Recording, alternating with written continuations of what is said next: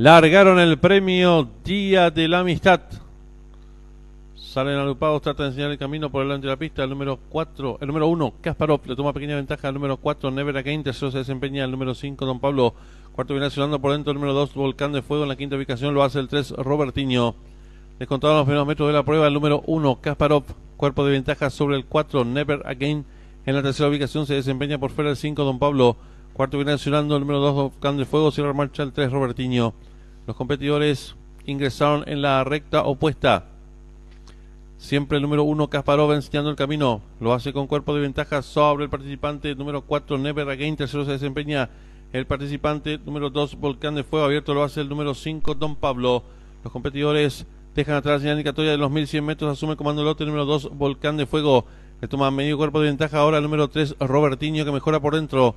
Tercero se desempeña el participante número 5, Don Pablo, apareado con el número 4, Never Again. Se la marcha ahora el 1, Kasparov. Los participantes están empezando a volcar el codo. El número 2, Volcán de Fuego. 2 cuerpos y medio de ventaja sobre el número 5, Don Pablo.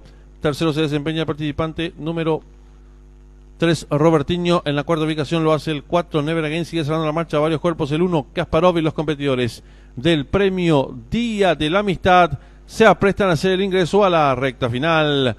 Últimos 450 metros para el disco número 2, Volcán de Fuego, firme la delantera. Lo hace con varios cuerpos de ventaja sobre el número 5, Don Pablo. Tercero se desempeña el número 3, Robertinho. Descuentan ya los últimos 200 metros para el disco número 2, Volcán de Fuego. 3 cuerpos de ventaja sobre el número 5, Don Pablo, que insiste por dentro. En la tercera ubicación lo hace el número 3, Robertinho. Descuentan ya los últimos 150 metros para el disco. El número 2, Volcán de Fuego, a rigor de látigo. Estira cuerpo y medio de ventaja sobre el número 5, Don Pablo. En la tercera ubicación lo hace el número 4, Never Again. Descuenta ya los últimos 50 metros de carrera. El número 2, Volcán de Fuego. Y Javier Portillo logra estirar varios cuerpos de ventaja sobre el número 5, Don Pablo. Tercero el 4. Y cruzaron el disco.